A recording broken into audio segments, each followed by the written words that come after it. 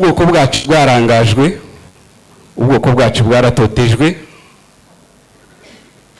ubwoko bwacu bwaranyazwe, ubwoko bwacu bwaranyazwe, buhura n'ingorane, buhura n'akaga gakomeye.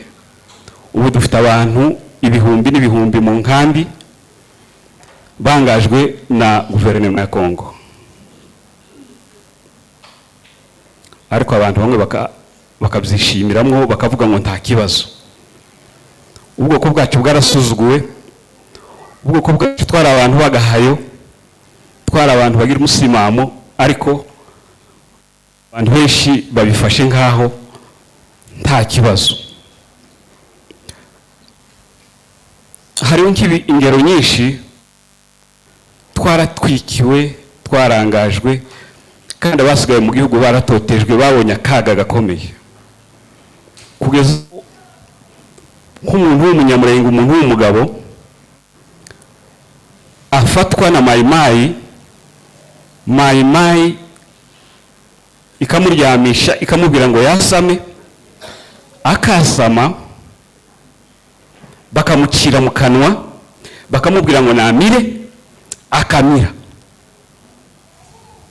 hanyuma mukavuga ngo mufite ibyishimo, ngo mufite umunezero. Ijambo nta munezero. Twarasuzuguwe mu kigero gikomeye, kugeza aho hari umugabo wigeze gukubitwa, akubitwa mu isoko urushi n'umubembe, amubajije icyo amujijije, haravuga ngo karasakuza mu isoko. Umunyamurenge karakubitwa mu isoko, urushi rwo mu gutwi, yamara akavuga ngo abajije icyo amuziza, ngo aramuziza kubera ko arimo asakuza mu isoko. Mwari mwabona umuntu usakuza mu isoko? Isoko si urusaku. Ariko ibyo byose tukabirengaho tukavuga ngo ni amahoro. Ibyo ni bitoya mvuze. Nari ntangiye mbabwira ubwoko bwahuye nabyo. Hari abandi bagabo b'imitima mibi bahagurutse kugira ngo basenye ubu bumwe bwanyu. N'ubu bagenda bayobya abantu, n'ubu bafite imigambi yo gusura kandi gucengera mu bantu, ndetse baciye no mu miryango. Ibyo byose mugomba kubikubitira hejuru, mukabirwanya, kubera ko muri mitamenwa. Kenya yubatse system ikomeye, ndabizi kuko abo bantu ntacyo bazogeraho. Uriya mukobwa urebe, uriya mukobwa kuranga ngo yogira ishaka ry'uwabo umukobwa uri mu Minembwe. Kakwa kundi twari dusirimbya, tugasirimba gukekuri. Yewe sirimbize nama nkumbura iriya mu Minembwe, gakumbura ku Ndondo, gakumburaho nabaye, kareba n'udushigo, kareba n'udukomero n'umujinja, ibintu byose kera bikama binza muri jewe.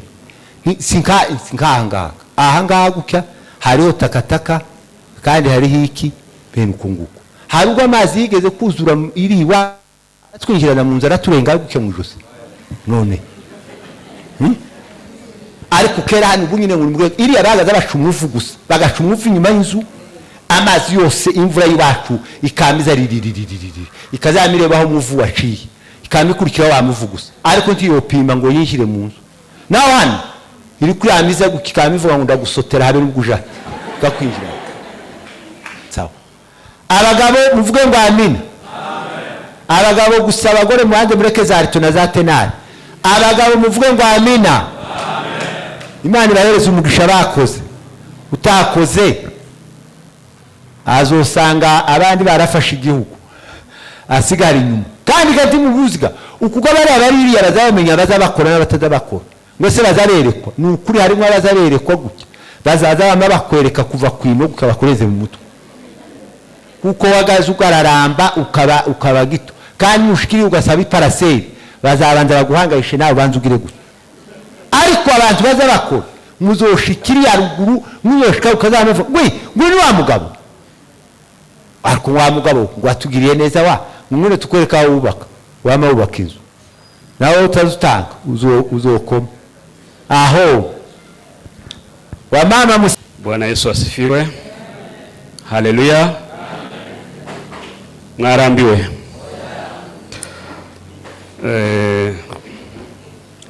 reka nanjye nsome ijambo ry'Imana kuko turabemeramana ko muranyumva neza.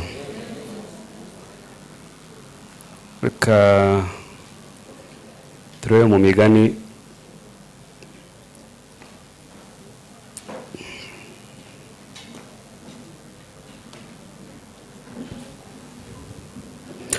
mu migani 28 cyangwa 28 no ku 8 haravuga ngo uko inyoni iguruka igasiga icyari cyayo niko umuntu ameze urorongatana agata iwabo. Reka twongere dusubiremo.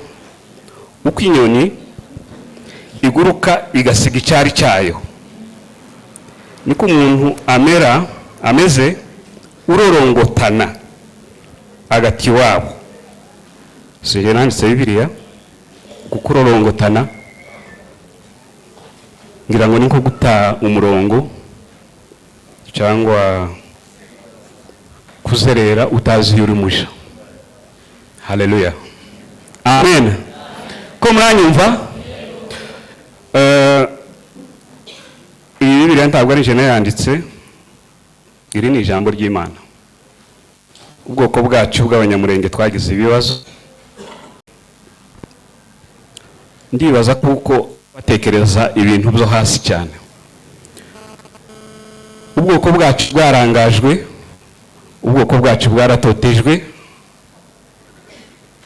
ubwoko bwacu bwaranyazwe, ubwoko bwacu bwaranyazwe buhura n'ingora, buhura n'akaga gakomeye.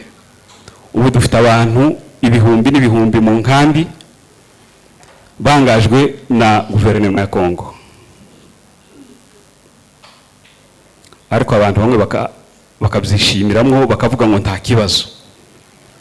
Ubwoko bwacu bwarasuzuguwe, ubwoko bwacu twari abantu bagahayo, twari abantu bagira umusimamo, ariko abantu benshi babifashe nkaho nta kibazo. Hariho ingero nyinshi twaratwikiwe, twarangajwe, kandi abasigaye mu gihugu baratotejwe, babonye akaga gakomeye, kugeza nk'umuntu w'umunyamurenge, umuntu w'umugabo afatwa na mayimayi ikamuryamisha, ikamubwira ngo yasame, akasama, bakamucira mu kanwa, bakamubwira ngo namire, akamira, hanyuma mukavuga ngo mufite ibyishimo, ngo mufite umunezero. Ijambo nta munezero. Twarasuzuguwe mu kigero gikomeye, kugeza aho hari umugabo wigeze gukubitwa, akubitwa mu isoko urushi n'umubembe, amubajije icyo amujijije, haravuga ngo karasakuza mu isoko. Umunyamurenge karakubitwa mu isoko urushi rwo mu gutwi, yamara akavuga ngo abajije icyo amuziza, ngo aramuziza kubera ko arimo asakuza mu isoko. Mwari mwabona umuntu usakuza mu isoko? Isoko si urusaku. Ariko ibyo byose tukabirengaho tukavuga ngo ni amahoro. Ibyo ni bitoya mvuze. Abantu b'ababyeyi bari mu Minembwe no mu nkambi hirya no hino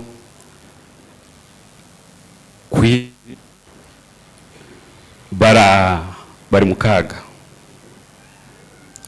baratotejwe, kugeza aho umunyamurenge imfura yari itunze inka atonda umurongo kuja gufata igikoma, mwamara mukavuga ngo ni amahoro, kubera ko twarenze hano hirya. Mu by'ukuri tugomba kubabara, kandi tukababarana n'abari abantu. Nkaba mboneyeho umwanya wo gushimira akarere ka Umoja akarere ka Umoja mu turere twose tugize Nairobi niko karere ka mbere katanze umusanzu w'amafaranga menshi. Mwikomera amashi.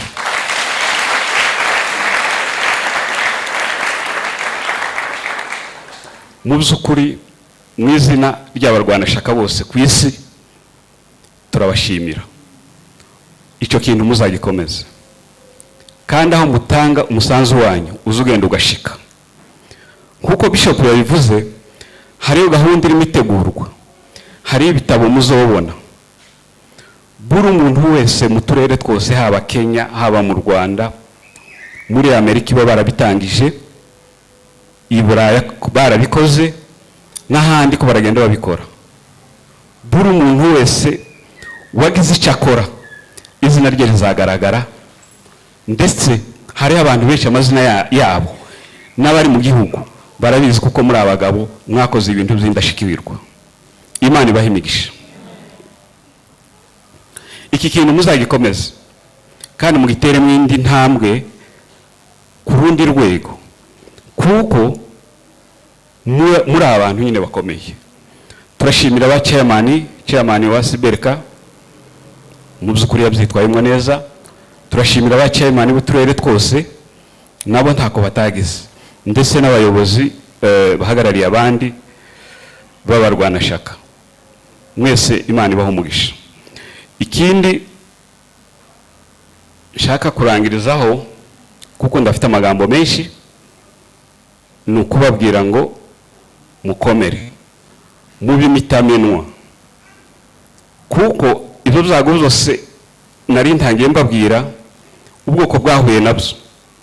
Hari abandi bagabo b'imitima mibi bahagurutse kugira ngo basenye ubu bumwe bwanyu. N'ubu bagenda bayoboza abantu, n'ubu bafite imigambi yo gusura kandi gucengera mu bantu, ndetse baciye no mu miryango.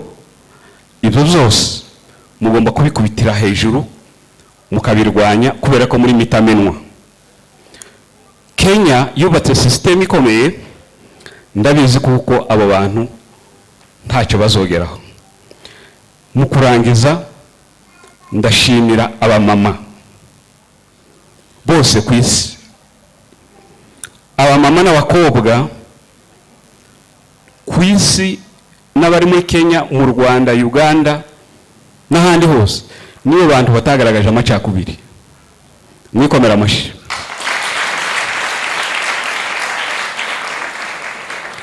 Kandi no mu gukora turabizi kuko ari mwebwe mukora. Nubwo abapapa nabo bakora, ariko abamama nibo bafite n'uruhuha rwinshi rwibera hari iwacu.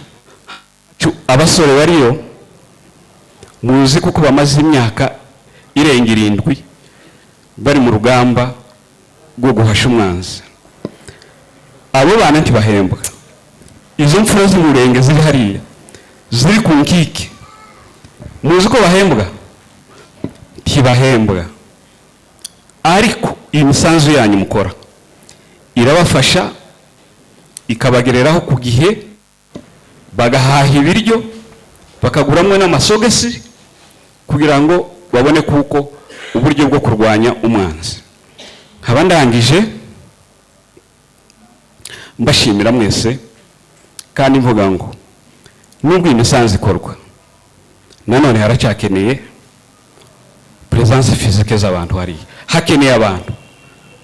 Hakeneye abantu dufite ubukewa, muhaguruke mugende.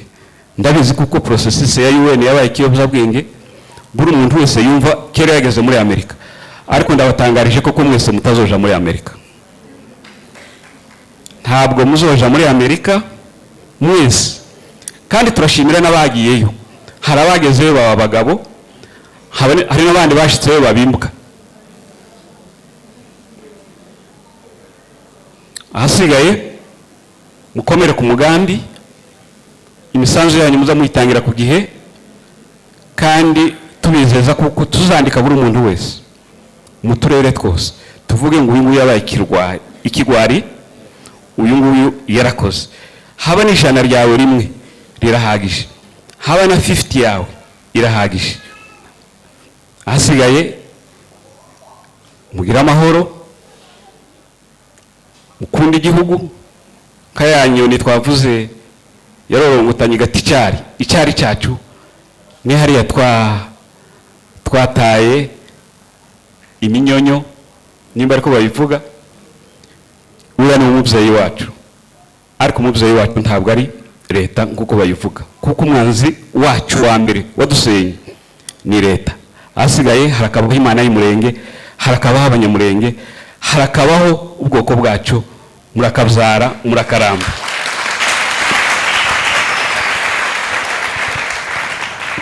Arakoze cyane, reka tumwongere amashyi menshi.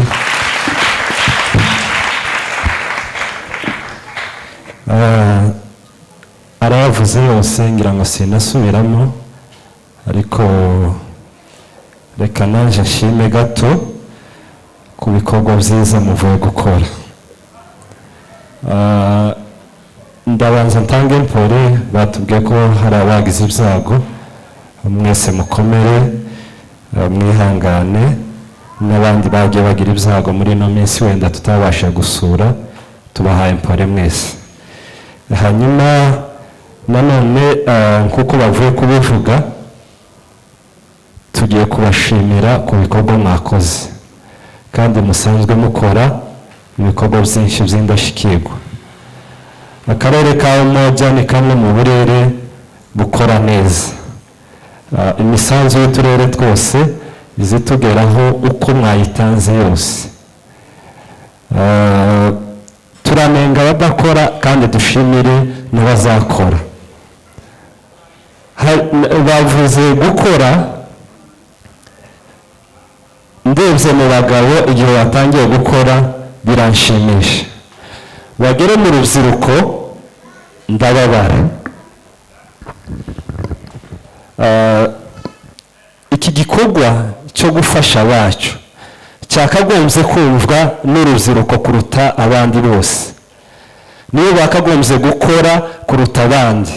Aba basaza barimo batanga amashiringi 1000 n'abakecuru abenshi tuzasubirana mu gihugu, ariko ntibagifite kuzahakorera ibikorwa byinshi. Ariko abakagombye kubikora no kwitanga kuruta abandi ni twebwe urubyiruko. Ariko bavuze gukora mu rubyiruko, ndebye aha igihe bavuze bose barifata. Numva ndababaye kandi nanishimye ku buryo bari batangiye gukora. Rero urubyiruko nabakangurira kumva bino bintu kuruta abandi bose. Icyo ngira ngo twese ko turumva, kandi ni inshingano zacu nubwo tubivuga gutyo, ariko tuzi kuko hari bamwe mu rubyiruko bakora neza kandi bazirikana iwabo. Turashimira abantu bose babashe gukora, abakoze muri ano mezi ashize n'abakoze uyu munsi n'abatanze imyenda. Mwese uko muza mutanga umusanzu wanyu uzushika. Ariko kandi uburyo dukora ntibungana n'ibibazo dufite. Iwacu hari ibibazo birenze uko tuza tubitekereza. Mu kanya nicaye hariya, hari message wenda ndaza kuyiha umuntu ayisome, imwe mu byo muza mukora, aya mafaranga muza mutanga izaza aja gukora. Haguruka usome no message kandi uyisome ku ijwi rirenga.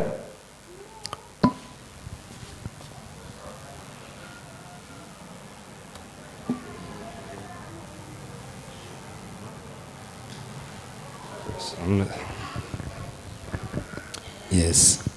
Iravuga ngo nkabaserukiye abacu twese dufungiwe Kinshasa. Kubera ubuzima bwaho bugoye, twatekereje kwiyambaza mitualite zacu. None mubo twatekereje, namwe abanyakenya muri mubo twatekereje, none twifuza inkunga yanyu. Urakoze, wagarukiraho. Amen. Ngira ngo mwumvise ino message. Wenda abaza bibaza n'amafaranga tuzadutanga ibizaza akora afasha abacu bari ruguru, asura abacu bafungiwe muri za gereza zitandukanye, afasha abantu bose bari ahantu hatandukanye, hariya muzi hakubiwe bene wacu muri zino nkambi ya Minembwe, ya Mikenke, ya Yogobogo, ya Rurambo, n'aba bafungiwe mu maprovinsi atandukanye. Uko mwumvise ino message, hariho izindi nkizi zirenga zitanu. Iyi nisomye kuko tutarayisubiza. Rero iyo tuvuga ngo twifate nk'uko abacu bameze, duhagararane n'abacu mu kibazo, dukore nk'abikorera, abantu bamwe bakumva kuko wenda tuba tubabwira ibintu bitariho. Birababaje kubona umuntu w'umusore utarabashe gusanga abandi ngaje gukora igikorwa abandi baba bakora, amashiringi yo kubeshaho ababyeyi 500, 1000, bakayakwingingira nk'ababinginga umubembe. Hari ibintu bimwe tugomba kuza Bishop ngo abanza korangize avuge amagambo bena yayandi yo kudusetsa aturyoshe. Narinzi kuko iyi sale iza kuba ntoya kubera igikorwa tugiye gukora, ariko mu bantu batuye Umoja twese turaturanye hano. Rero abantu bateranye ibizi ko ari nk'itorero rimwe rya Umoja, nzi ko hari amatorero afite abantu baruta bano, ariko tuvuze gufasha abacu abatabaye birumvikana. Ariko kandi iki gikorwa twakagombye kuza twitaba kuruta ibindi bikorwa byose dukora, kuko nicyo priorite tugomba guhagurukamo twese tugakora mu bushobozi bwacu bwose. Nta wundi uhakorera, sije uhakorera. Ano mafaranga muzamurangiza kuyaha Chairman Buranga akayampa, kayahuza n'ay'utundi turere yose uko yakabaye, na transaction muri raporo nzambaha nzanatuma ku mafaranga yanje, kandi banatanze mu karere iki 1000 natanze nanitwaje n'ayandi nari ntaratanga, naratanze mu karere ariko ndatanga 5 kubwo kunganira kino gikorwa. Ikindi Bishop ndamugurira amazi 1000. Rero nari mvuze ngo tugomba gukora birenze uko tubitekereza. Urubyiruko numvise bavuze ngo n'abanyeshuri, abo banyeshuri murebye imitwe yabo, nta muntu utarakoresha ku mutwe, ndavuga abakobwa munsi y'amashiringi 1000 azavahe. Si abanyeshuri, abasore urebye ukuntu twambaye twese, nta wambaye urebye gutya, nta wambaye munsi y'5,000. Ni gute webura amashiringi 1000 ngo uri umunyeshuri? Hari ibintu bimwe batagomba ngo babanza korangize nkamwe yivuga butumwa yike. Ni ibyacu tugomba kubyumva tukabikora nk'ibyacu nk'abikorera.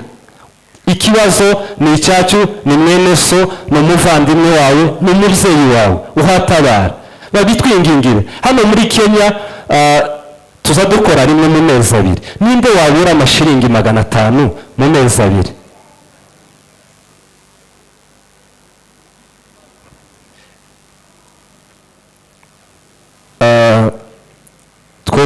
Twavuga cyane kuko rimwe iyo ubitekereje tukareba ukuntu tubifata. Hari igihe mu kwezi kwa mbere nigeze gutekereza kubera ama-request menshi yari yaje n'ibibazo muri ano mafaranga. Navuze bimwe tuza dufasha n'aba bana b'abatabazi bari hano.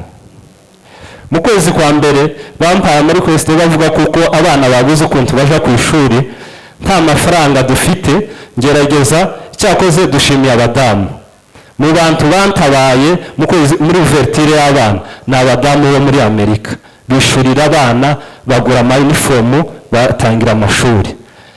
Igihugu nka Kenya kirimo dufite ibihumbi birenga dufite hafi ibihumbi 40, ariko ntekereza ko abantu bakora batoja munsi y'ibihumbi 10 cyangwa 15. Tukabura byize n'uburyo twishurira bano bana. igihugu kirimwo abagabo, igihugu kirimwo ababyeyi, igihugu kirimwo abantu bakuru basobanukiwe bafite bishoboye. Birababaje ariko kandi tugomba kubibabwira kuko nta bandi bireba, nta bandi bazabidukorera, nta bandi bazadufasha mu kibazo nk'iki. Rero nimba bacu uko basa, uko bameze, uko bifashe, natwe tugomba gusa nabo uko tumeze aho turi.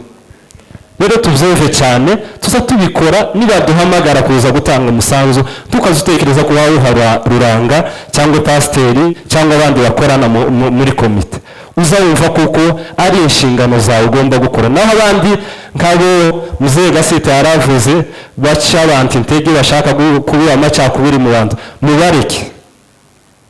mubareke bakomeze n'izo gahunda, igihe kizagera wenda nabo bazabitekerezaho. Rero dushimiye abantu bose babashe gukora, dushimiye umusanzu wanyu hano umoja mwabashe gutanga.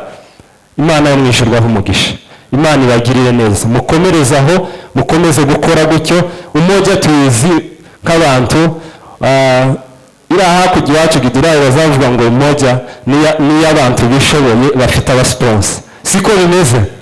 Ariko Gidurayi muza muvuga, hari igihe twigeze kuja gukora amarushanwa, abana ba hano baratubwira ngo Gidurayi nubwo mwadutsinze, muri ba bantu bazacuruza meloni n'imineke nako. Ariko abo bantu ba Gidurayi bazacuruza meloni n'imineke nako batanze amashiringi 128,000. Mwakomera amashi. Ejo muzabibona muri raporo y'umusanzu watanzwe muri uku kwezi. Rero namwe nimutwereke ubugwanashaka bwanyu n'imbaraga zanyu, na bwa sponsor muzamuvuga uba hano umoja. Nzi kuko hano haba abantu benshi bafite ubushobozi, bakora hatandukanye mu mishinga itandukanye. Rero dufatikanye n'abacu, tugaragaza imbaraga zacu muri ibi bibazo dufite by'ubwoko. Ndizera kuko tuzabikora neza kandi tubyumve. N'uwari utarabyumva abyumve cyane, utatanze umusanzu arebe chairman, arebe abagabo bakorana, mubashe kubagezaho umusanzu kugira ngo twese tubashe kwifatika. Birashoboka kuko uwo wahebuye, ariko nushika mu rugo ukagira icyo uronka, fatikanya n'abandi mu bikorwa byose by'ubutabazi. Murakoze, Imana ibahe umugisha kandi mugire umugoroba mwiza.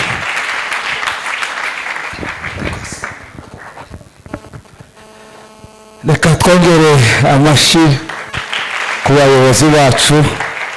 Imana ibaheze umugisha kudukangurira gukora.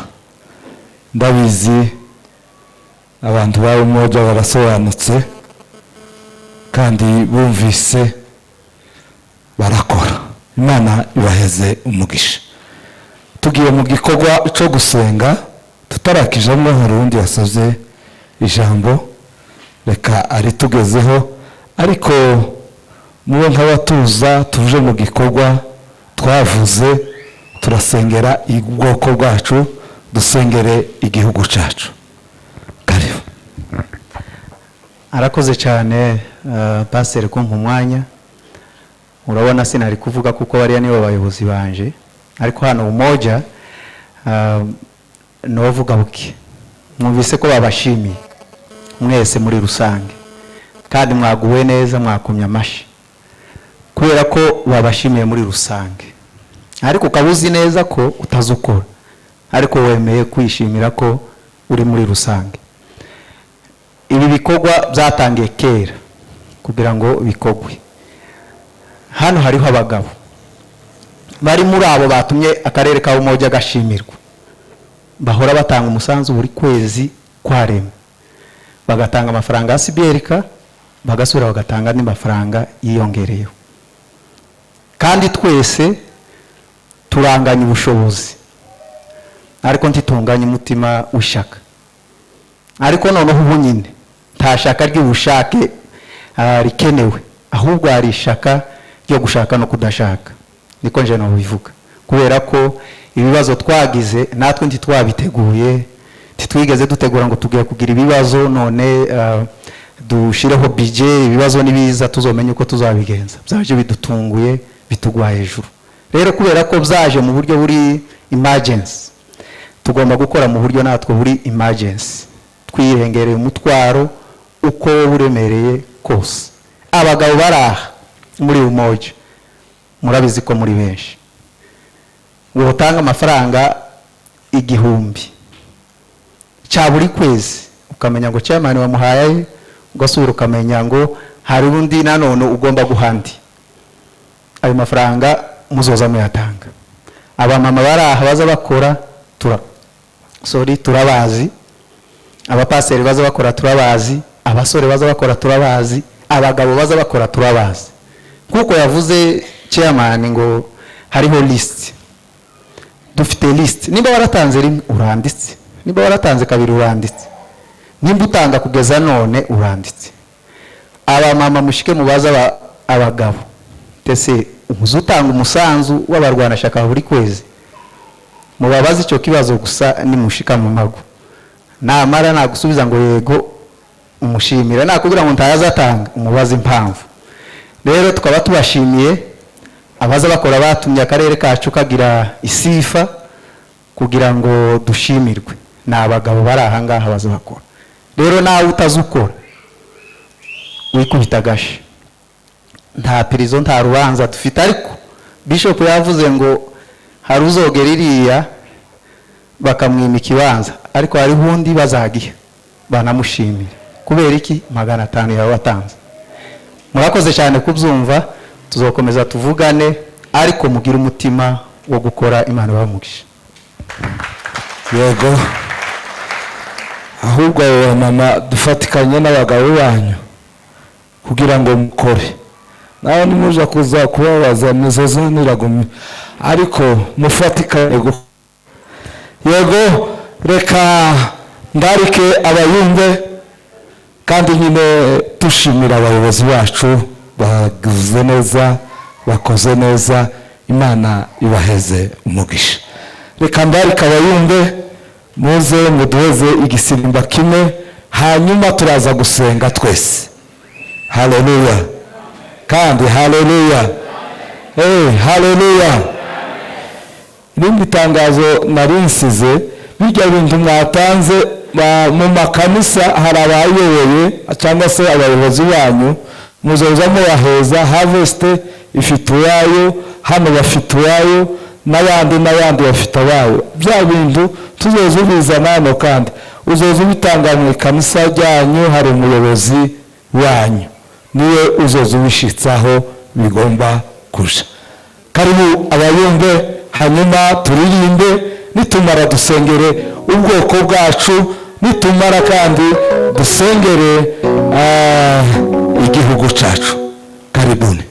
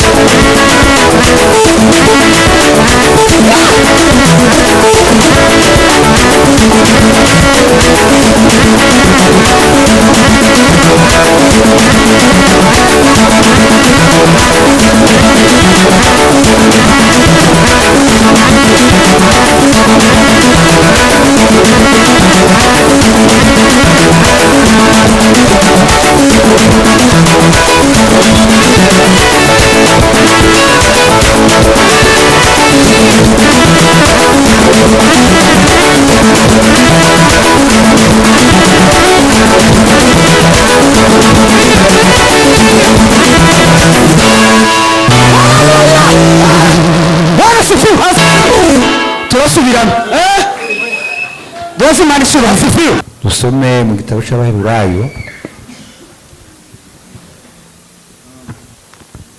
12 no ku 14. Igitabo cy'abaheburayo 12:14.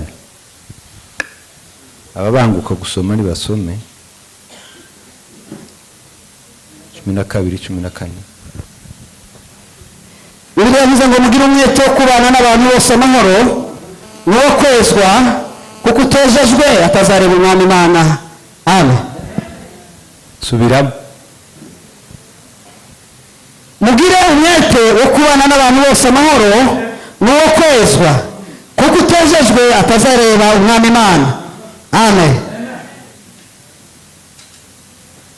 Dushimiye Imana Data twese uri mu ijuru duhaye umwanya mwiza tukaba tubaye hano.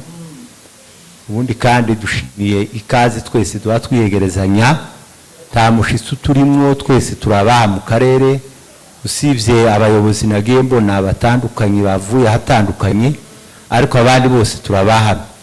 Rero turishimye kuba duteranye, Imana ikabitubonera uyu mwanya mwiza, abagabo, abagore, abahungu n'abakobwa, twebwe twese turishimye. Abishimye nimuvuge ngo amen. Hari agatangazo kamwe baranongorera nubwo mpagaze hano ngo urubyiruko rwose ngo ntimushoke mugenda maze mutinde hano. Abasazi bo n'abakecuru niyenda bwije kugira ngo basimbe umuhanda byobagora, ariko ngo abandi ngo mutinda hano. Sinzi ganaje gituma mutinda hano, muje kukibaza bambwiye, ariko nuko mwakire gutyo. Tugiye kuganira ijambo ry'Imana, umutwe narihaye nashatse kuvuga ngo tuganire amahoro abe mu mitima yanyu. Mufite amahoro? Abagabo mufite amahoro? Mufite amahoro? Ko murasa n'ababikiriza buke. Abangaba bara mufite amahoro? Murayafite neza? He nimwari bakecu mufite amahoro? Ariko ko abantu sinzi ukuntu abantu babikiriza nimba bizagenze gute. Mufite amahoro? Tayo ko muruvariya bavuze ngo ntayo, nta mahoro. None turayashakira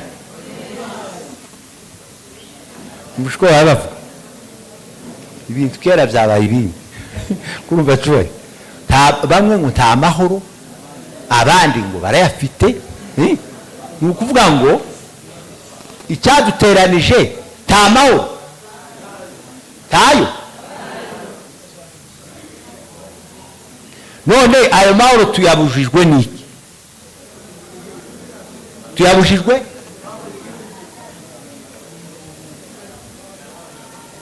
n'ikibaze? Mwarakibuze?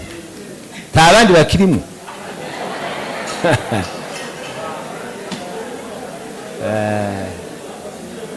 ngaho ganuno tangaza kibaho. Igihugu Imana yaravuze ngo igihugu yagize yarakiduhaye. Muracyasengera igihugu?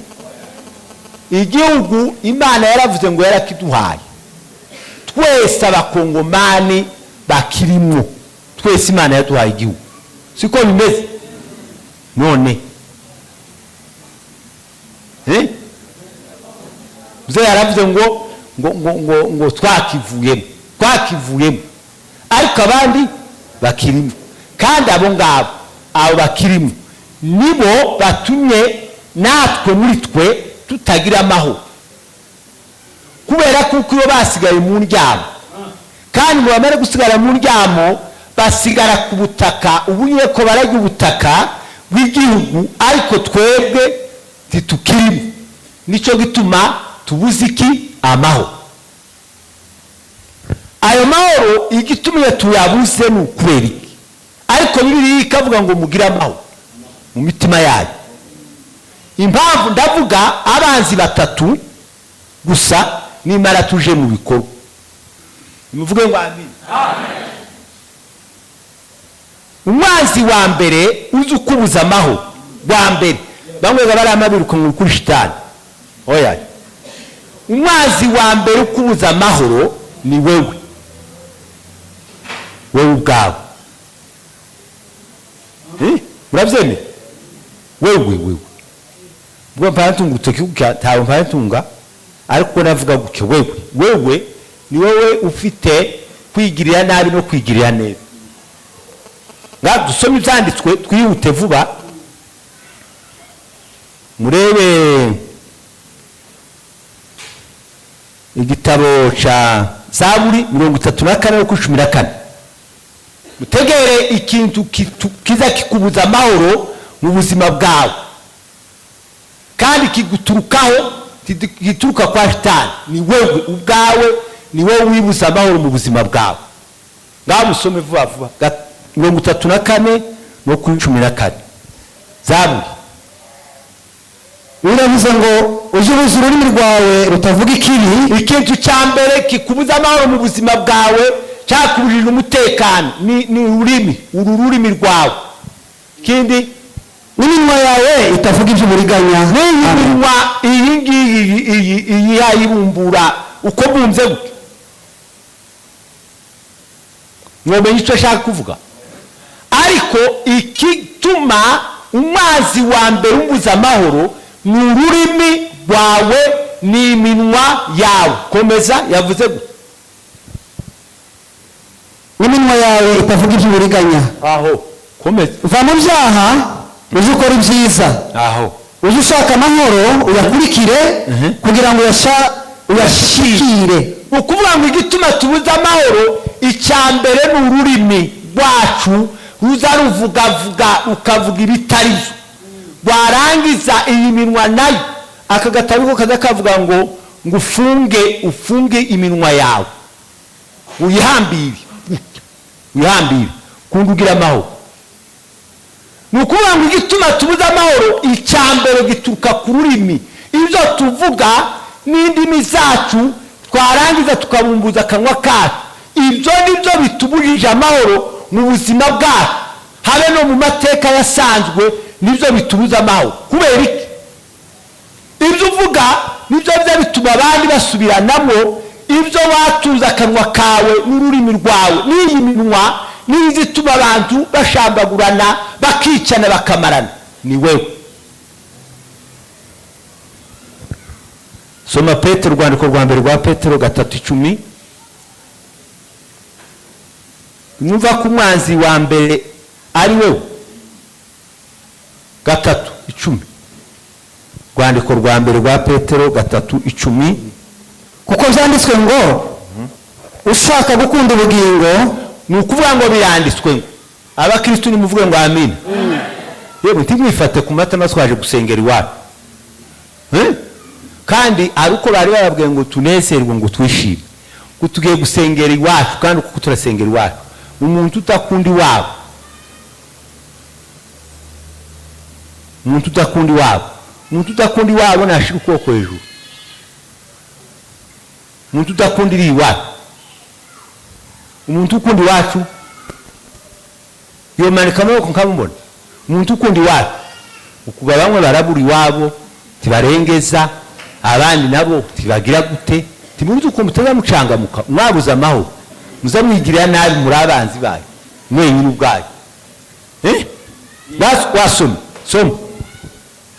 kuko byanditswe ngo byanditswe muri Bibiliya, ijambo ry'Imana ryanditswe ngo ushaka gukunda ubugingo. Nimba dushaka gukunda ubugingo bwacu no kubona iminsi myiza, no kubona iminsi yo kubaho tukabiwacu, abuze ururimi rwe rutavuga ikibi, tuzatubuza ururimi rwacu n'iminwa ye itavuga iby'uburiganya. N'iminwa yacu itazozivuga ibintu by'uburiganya. Komeza. Kandi azibukira ibibi akora ibyiza. Azibukire twama tureka ibibi none uyu munsi uyu mugoroba nitumara dukora ibyiza. Murebe ukuntu Imana ituvumerera neza tugataha twarangiza tukabaheza. aho ashaka amahoro ayakurikire kugira ngo yashikire amahoro kugira ngo tuyashikire timwovuga ngo amina kugira ngo tuyashikire nuko tureka amagambo atariyo tukava mu bintu bitari twarangiza tukayaharanira nituyaharanira tuyashikira nitureka ububi tukareka ubugome tukareka inabi tukareka kwangana turashikira iwacu kandi tuzohaba ariko nidukomeza kugira ubugome n'ububi tituzohaba gwese arahanuye uwo ninde uwo duhadusomana ninde si wowe uko si wowe uzawigirira nabi uko si twe twigirira nabi niba dushaka gukora ibyiza ariko twamara tugakora ibibi kandi ibyiza bihari mwazi wa mbere ni wowe ni jewe nije uza wigirira nabi kikorera nabi nibyo narigeneye gukora kanga kubikora mba mpaye nigirira nabi tuwaye ugirira mugenzi wawe nabi ni wewe uwo ni umwanzi wa mbere. Umwanzi wa kabiri ni umuturanyi muturanyi wawe uku hariho bamwe bataramukanye hariho abandi bamwe badahana mwiriwe hariho n'abandi bamwe batonga ushaye mwanaka ibyo ndabeshe timusigaye mugaramaza mwe timumushaye sigaye mugaramaza mwe timumushaye n'umutsima yoshumba ngo naje nariye kandi hayikuye ngo nangoye icyayi kandi utakinyoye ukamubesha ugakubita gusa ikinyoma cyo kubesha. Umwanzi wa kabiri ni umuturanyi. Soma Yobu 19:3. Timuruzi ko twari dushushana mu gisimba gutya ariko nituvuga ngo Bwana sifiwe ntimuhamwikirize kubera iki kandi ijambo ariyo mutsima utera imbaraga. Nimuvuge ngo amen. Wowe utavuze ufite ikibazo. Umwanzi yarakwinjiranye kandi ari wowe nta mwanzi. Satani muti yigendera ngo azagira icagazeho izayinjirira gutya iyo usigiye akaba ukwaku ni mwiza yinjirira wasiga kanwa kawe niba karasana ikinjiriramo aho gasoma Yobu 19:3. Ubu ni ubwa 10 mushinyagurira ubu ni urugezi rwa 10 muza kushinyagurira mwabaturanyi babimwe wogani yo ntabwo mukorwa n'isoni zo kungirira nabi. Timudamugira n'isoni zo kungirira nabi. Yewe turi mukugira n'isoni zo kugirira umuturanyi nabi kandi cyuwo nishi umuturanyi akakwinjiza mu tuntu tutarimo nawe wamaruka twakira wamaruka bishyira mu bikoro. Uwo n'umwanzi wawe wa kabiri ariko wamara umugabo we yarashaje igihe kimwe yigera kutubwira aravuga ngo shitani ngo nimba ngo izigerageza abantu ngo kubera kuko njewe ntagira umutima wo kunywa inzoga no kunywa itabi ngo izopime ngo ize kungaragaza ngo itabi ngo cyangwa inzoga wamaze turebane abantu yagira guke yakorogana n'undi ngo ni Satani. Ntabwo ari Satani.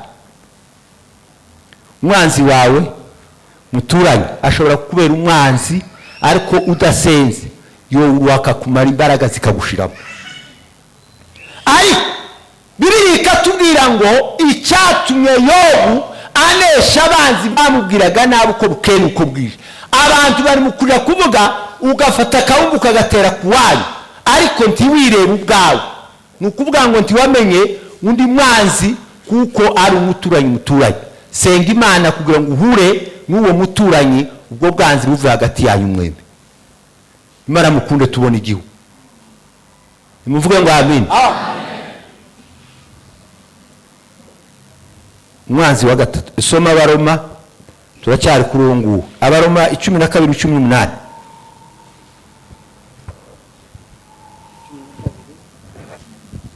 Abaroma 12:18.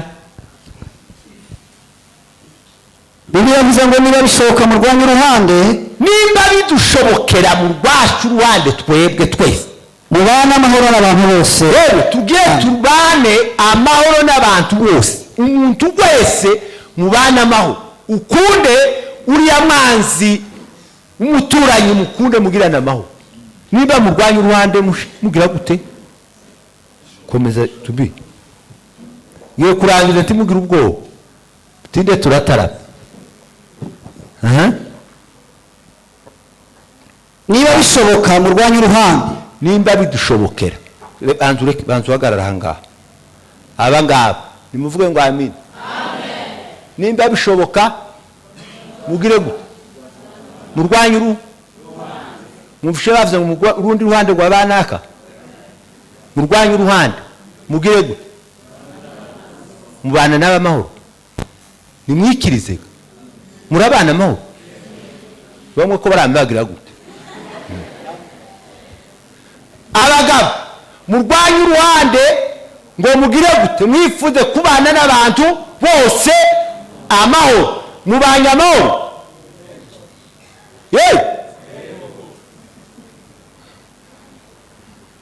Ariko Bibiliya iyi ngiyi izodukiza kandi nimara itumare. Kuko ni izimara byose izami ikubitabwe tizagira isoni ngo uyu ninaka ngo uyu ninaka, izamimara ibintu byose. Komeza ngo mugwanye uruhande, komeza ngo umare ivese yakanga 19. Bakundwa, ntimwihoranire, ahubwo mureke Imana ihoresha uburakari bwayo. Mureke guhora, mureke Imana yonyine. Timuruzi ubunyine turi mu kuja kuvuga, tukama tuvuga ngo iyacompereza ngo ariko ngo bama bagira gute? Reka ndeke kwavuga ngo ngicompereza ngo nkuru ruhande ngo rwose ngo rwama ngo ariko nyagasani gucompereza umugore gakama senga ngo ariko nyagasani gucompereza ngo bose babagira. Umugabo ga nawe ngo ariko nyagasani we gucompereza ngo bose ngo bagire ngo bakunkumuke. Kurahora Imana yonyine yabifite, ariko byavuze ngo twebwe twifuze kubana n'abandi bose amahoro. Mureke guhora n'amasengesho amwe, icyo tumana impamvu Imana twumva nuko twama dushiraho amasengesho avuga ngo abantu iyo bazogira gutya mwebwe ngo mwese ngo bashire mutiyasigare nyuma. Mu gitabo cy'Abalewi baraza bavuga ngo wabe n'inyoni ngo musanga mu ibyana bibiri by'inyoni, uzotore kimwe ikindi gisigare, utukagira itsembatsemba bibiri timugatsembe. Ariko bari abacu nyine twabanye rero bagagaragara mu cana icogo c'inyoni, basanga mwabe n'ibyana bitatu, inyoni yaturaze bitatu zose bakama bitora, batangiye gake bakama bitora byose ko ari bitatu. Inyoni yaza nimugoroba yikubita mu cari igahebura, inyoni ikajwigira ikabura amahoro. Kurumva bene ibyo bintu. Ariko twe titukabe kabatizera n'abapagani, twebwe birizama ivuga ngo n'umazi wawe gukugirira nabi ngo umuheze amazi umuha amata umugaburire anywe. Nico ibiri dushakaho. Soma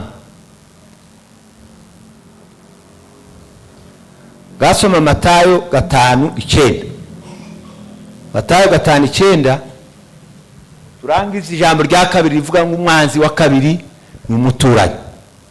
Biravuze ngo wahirwa abakiranuka, aho hahirwa abakiranura, kuko aribo bazitwa abana b'Imana. Hahirwa abakiranura. gabuso ntawe ufite biriya y'inani ijambo ry'Imana. Hahirwa abatorerwa gaba gwese mikoro usome utwumva ni ijambo ry'Imana. Mwezi utegere turacyari kumwe mwese, turi kumwe na Biriya ko baranikiriza nkaho babaye banana ijosi gusa ariko akanwa hahirwa abazana amahoro mu bantu, hahirwa abazana amahoro mu bantu, kuko aribo bazitwa abana b'Imana. Kuko aribo bazitwa abana b'Imana. Nimuvuge ngo amen. Hahirwa abazana amahoro. nimuzane amahoro mu bantu nibwo muzitwa abana b'Imana. Takindi. Umwanzi wa gatatu ni ifaranga. Nizo tugiye kugeraho. Ifaranga ni bike. Ni ifaranga. Wumvishe umwanzi wa gatatu wo mu buzima bwawe ni ifaranga. Faranga kweli. Sulemani yaranditse mu gitabo cy'imigani 30:7 arandika aravuga ngo Uwiteka ngusabye ibintu bibiri ngo kandi ntubinime ngo umwanya nkiriho, tubinime umwanya nkiriho. Wa baba musilale lale lale, wa baba musilale kwenye mapambano. Yewe uko muraryama ku rugamba abakiriya barakanuye, none wewe ko ndarangiza kera ijisho risa ryatukuye. Ariko abantu bazasinzira tuvuga ijambo nabo nabandi ba wa mama musilale mwego muri maso nimwe munagira nibabazi nishana n'abagabo bazavuga ariko ntambe bazibagire. Arandika aravuga ngo nagusabye ibintu bibiri ngo ntubinime umwanya nkiriho. Icyambere ngo uzampereze ubutunzi. Ko muruvu ubutunzi ngo ubutunzi ngo sinkagire gute ngo singakene ngo nimara inje kwiba ngo nimara ngayisha izina ryawe. Cyo ni kimwe. Icya kabiri aravuga ngo naho ngo ntukampereze ubukene ngo nimara njwigire ngeneja gutora. Oya, aravuga ngo uzompereze ibinkwiriye ngo kugira ngo bimfashe mu buzima bwanje kiriho. Kimumva kuko yakereye yakwepse ifaranga yabonye ko azishoramo imbaraga cyane, yamara zikamutesha ibyiza zikamujana kure, none zikamuhindura akaba arizo yiringira cyane, akaba azashiramo imbaraga zose. Ariko ijambo ry'Imana rikavuga ngo ibintu byose iyo uhaye utera cyangwa amafaranga ukayashora mu buryo bwiza, mu buryo bwo gufasha abandi, mu buryo bwo gutera, ngo ufite umusaruro ukomeye kuruta ibindi bintu byose. Ariko kubera icyo ifaranga zikaba umwanzi wawe, wowe bazana gutya ngo mutewe wo kubaza ngo ufite ifaranga zingahe hano, habe n'izo ufite hano kiwozivuga. Wo kwambura ngo hano muri telefone ngo sinzi, kandi ukavuga ngo sinzi kandi uzizi ko zirimo ngo sinzi. Keraga zibaye ko ashaka kuzicarira avuge aje kuvuga ifaranga zanje bazimenye ni izabo se barazikoreye. Ifaranga ni gike aho abandi bazi kuguzi gusaba kuko ari umwanzi peza ku ifaranga wadi ninzi kuzifite yamaraka uwo ni umufano akaba kubwira ngo inzira ntibwira umugenzi nta rufaranga mfite habe na rumwe uko afite amadolari ngaha kamagana ngaha uko kera abaye umwanzi faranga. Ngasoma Abagalatiya 6:7 mwumvega icyo tugiye gukora. Faranga zireke kutubera umwanzi w'ibyiza faranga, kandi kubamwe kera zirama zitangira kumubwira ngo ibi byose kose bagumye gushakisha ukuri ifaranga badushakamo. Kera gazibe gaduye uramenye uwo mwanzi umutekure none mubwire ngo sasa shetani kwa heri na kwaka ulinisumbua muda mrefu. Aho ngaho Abagalatiya 6:7 ugeze ku 10. Ntimuyobe Imana ntinegurizwa izuru kuko ibyo umuntu abiba ari byo azasarura. Ibyo tubiba nibyo tuzosarura. None niturekura uyu mwanzi tukamubwira ngo wa mwanzi we ugize igihe kirekire utesha gukora ibyiza, ariko none ngiye kubiba kandi ibyo biba nibyo nzosarura. Aho komeza ubira umubiri we muri uwo mubiri agasura kwemerera umubiri wawe ukazugutegeka ukakubwira ngo ntukarambura uko ukuzobaye wica ubuzima bwawe wenyine. Azasarura no kubora, uzasarura kubora. ariko urira umwuka muri uwo mwuka azasaruramo ubugingo buhoraho. ariko nitugira neza tukaza dutanga tukagira abo dufasha bene data tuzoba tubiba imibiri yacu izoba mitaraga n'imitima yacu. twe gucogorera gukora neza mureke gucogora kuko igihe nigisohora tuzasarura ntitutagwa isari. ngwesho bundi ngo baraduhamagaye ngo none kandi ngo ubundi baraduhamagaye mwoye gucogora gukora neza igihe nikigera tuzosarura nitutagwa isari. nimuvuge ngo amen. Amen. uruzikera uko tugeze ku ifaranga kubera kuko zama zitesha umuntu ibyishimo. munezerwe kandi mwishime umwami Yesu ni uri ku ngoma. abakristo nimuvuge ngo amen. Amen. mucangamuke ifaranga zoye kutugira imbata oya izo ufite zose uvuge ngo uyu munsi wa none ndazitanga kandi baramatangira kwihungirisha bamwe akamareba hasi kandi adafite isoni zo kukureba mundebe aho ngasoma Timoteyo wa kabiri urwandiko rwa kabiri rwa Timoteyo 2:22 imitima yanyu kera ko ndayibona itayari twavuze ngo turaganira ngo mugire amahoro mu mitima mugire amahoro mutuze mugire amahoro yo gukora pare kuzozuge tugeze ku gikorwa ngo umutima usa nawo warwaye cyangwa mu maso yawe ngo amahinduka ukundi wari inzobe ngo wirabure tugeze ku ifaranga aho ngaso 2:22 nuko uhungira ari rya gisore muzamuhungira ari rya gisore ni igikene ahubwo ukurikize gukiranuka no kwizera n'urukundo. ahubwo mukurikiza gukiranuka no kwizera n'urukundo. abakristo nimuvuge ngo amen. Amen. muzamukurikiza kwizera n'urukundo aribyo muzoza mukurikiza irari ryose mu ruhungi. aho ufatanije n'abambaza umwami wacu bafite imitima iboneye. komeza hepfo. nyamara ibibazo by'ubupfu n'iby'abaswa ntukabyemere uzi nawe ko bibyara amahane. ariko umugaragu w'umwami wacu ntakwiriye kuba umunyamahane ahubwo akwiriye kugira ineza kuri bose agakunda kwigisha. ariko abantu bamwe bavuga ngo mugirire cyane abantu bose neza ngo ariko cyane muraza aho ngaho ni murinde saho nyine none yasimbye gute tarahagera uyu munsi ziko wasimbye tuva kera tubi hasimba ageze ahandi kandi ngo ibyo ntunze akamaceceka ya indirimbo yazirimo ibyo ntunze nanje ubwanje n'iby'uwo mucunguzi ngo akamarimba gusa ibyo ntunze nanje ubwanje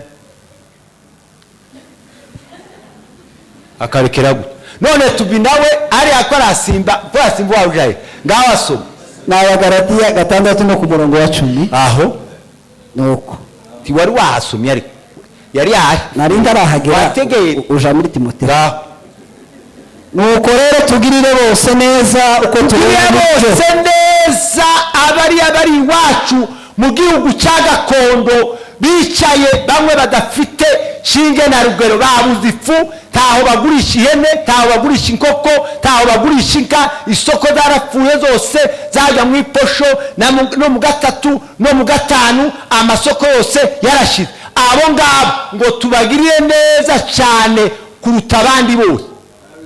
muri tayari gakomeye mugire neza uko tubonye uburyo ariko cyane cyane ab'inzu y'abizera ariko cyane abacu. Hegima yaravuze ngo akunda abantu bose ariko cyane akunda abazungu. muza mukunda abantu bose ariko cyane twikunde twenyine. hari ikibazo aho none nkunda bashaka umwete ni bazombora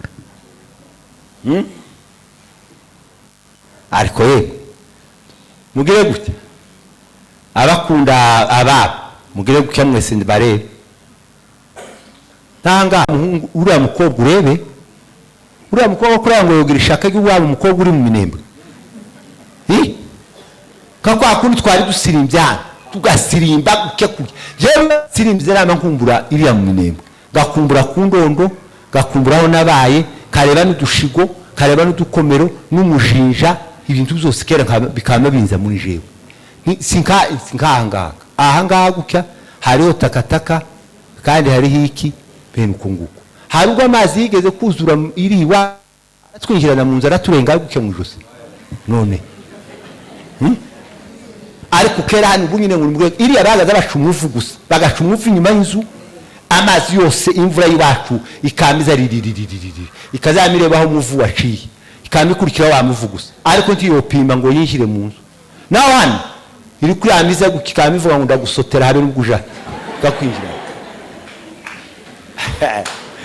ariko yego ngo mugire bose neza nimuvuge ngo amina bose neza ngo ariko cyane cyane abo mu nzu y'abizera bari abacu bene data bagora ririya ruguru ngo tubagirire neza cyane cyane rero abikora urwandiko rwa mbere 3:13 nitumara uje mu gikorwa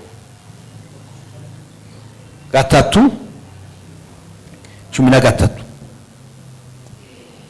biravuze ngo umurimo w'umuntu wese uzerekanwa aho komeza umurimo w'umuntu wese uzerekanwa he urya munsi niwo uzerekana kuko uzahishuzwa umuriro nukuvuga ngo wa munsi gatugeze imbere y'Imana Yesu Kristo imirimo yacu yose twakoze nimba twarakoze nabi itategeteye nimba twarakoze neza izapimishwa umuriro yokoke neza nari nshonje murangaburira nari nambaye ubusa muranambika nari mfite inyota mwumva amazi ryari wa munsi mwari muri ho woga ni Yesu wa munsi mwari muri ho hari umuntu wari uburaye ari yajya mu bideri yabuze icyari ariko mutanga ifaranga zimugeraho nije mwagaburiye nimuvuge ngo amen aho nari nambaye ubusa wari wambaye ubusa ryari Yesu nijari nakubonye wambaye ubusa aho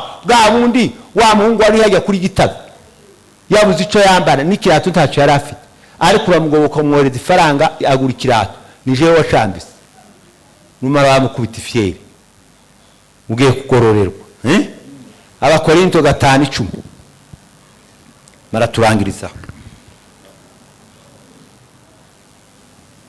5:10 Abakorinto ba mbere Abakorinto ba kabiri 5:10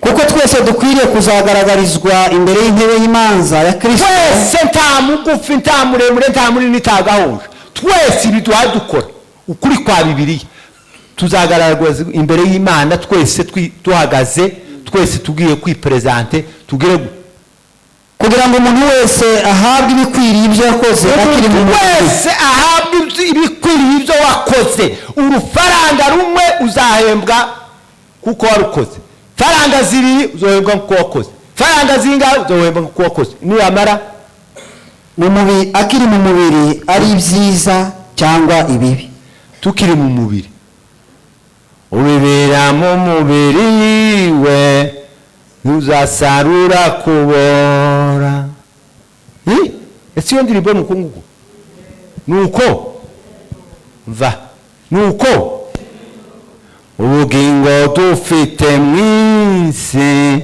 busa n'uwiba n'isarura ubibera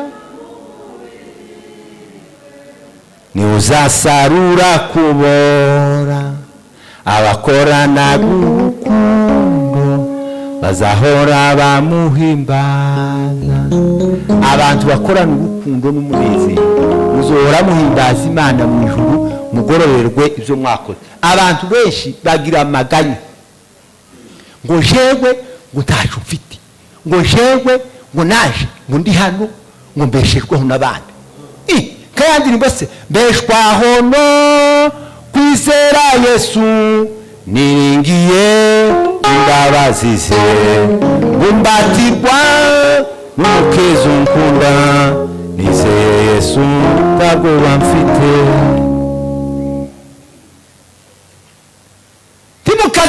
ukwiganyira hariya yaravuze ngo abantu benshi, Matayo 6:31 aravuga ngo abantu benshi ngo babaho mu maganya gusa n'ukwiganyira, ngo se tuzorya iki? Yewe uzorya iki ibyo kurya bihari? Timwamubibonana amafutu uri mukuru yarya, ninde wayahinze muri mwebwe? Ntahari, timuza muyarya. Abandi bakavuga ngo se tuzambara iki? Amaduka yose ari amadepo yose tuzuye amahuzo, ngo se tuzanywa iki? Muzonywa iki? Izi nka zose ziri ahangahe ko ziragira gute? Tituri mu kuyashoka. Ariko amara ukavuga ngo jewe ngo nta kintu ngira, ngo ndaragowe, ngo nanjye ngo mbeshejweho n'abandi. Umbeshejweho nande? Imana ikubeshejeho.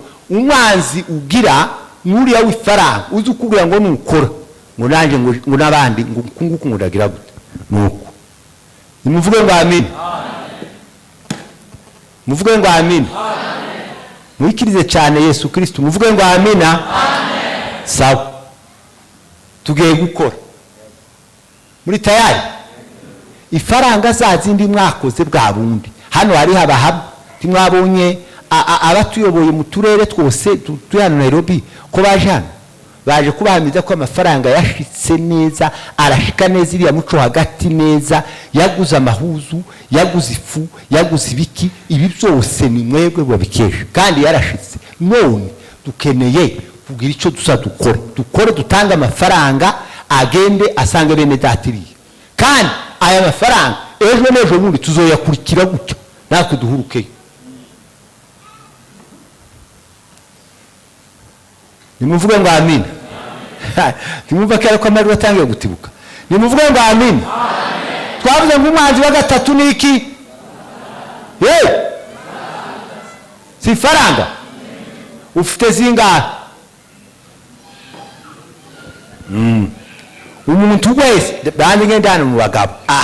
Abagabo bakecu ngo murangiza abagabo kuko bicariye wa mwanzi twavuze. Mubarebe abagabo turatangira ku mafaranga makeya cyane ashoboka, kandi tubanze cyo kumasawa. Abagabo muvuge ngo amina. Abagabo gusa, abagore muhanze mureke za rito na za tenari. Abagabo muvuge ngo amina. Imana ibahereza umugisha bakoze. Utakoze azosanga abandi barafashe igihugu asigara inyuma. Kandi gati mubuziga ukuko baririya bazabamenya bazabakora n'abatazabakora, ngo se bazaberekwa. Ni ukuri harimo abazaberekwa gutya, bazaza bama bakwereka kuva kwino ukabakoreze mu mutwe, kuko wagaze ugararamba ukaba gito. Kandi mushikiri ugasaba iparaseri, bazabanza baguhangayishe nawe banza ugire gutya. Ariko abantu bazabakora muzoshikiri ya ruguru, mwiyoshika ukazamavuga ngo ni wa mugabo. Ariko wa mugabo ngo atugiriye neza wa mwene tukwereka aho ubaka, wama ubaka inzu nawe utazutanga uzokoma aho. Wamama musfaranga ziboneke, izo bintu zose rizogende bishike, nibamara bavyambare, aza yipima isogesi, yipima ikirato, yambara isapu, yambara igitenge, yambara igitambara, namara avuge ngo man ushimwe ko tuvukana n'abantu. Inyamaswa nizo zitazambarana. Ariko abantu dukwiriye gufashanya tukarwana mu nda. Uru nirwo rugamba narwo dukwiriye kurwana. Tuzonanirwa gukora muri tumara tunanirwa no gutanga. Gukora murakuza uko mvuze. No ariko Imana yo mu ijuru idakiranirwa. Nimvuga ngo Imana ibahe umugisha mwese mwakira. Imana ibaheze umugisha. Imana yo mu ijuru idakiranirwa aho mwakuye ibahereza umugisha. Abangaba ntibaye bavuga. Timuratanga nuko reka ngaruka. Mwatanze. Imana ibaheze umugisha. Uba mwakira umugisha buke. Imana ibahe umugisha. Nuko mwakira umugisha w'Imana. Imana ikomeze kubagirira neza, mukomezanye, tubana amahoro, duhugurane, dukora ibikorwa nk'ibi. Imana yo mu ijuru izagumya tugasanire, iduheze n'ibindi n'ibisa n'ibindi iracyabiduhereza. Imana ibaheze umugisha. Amen.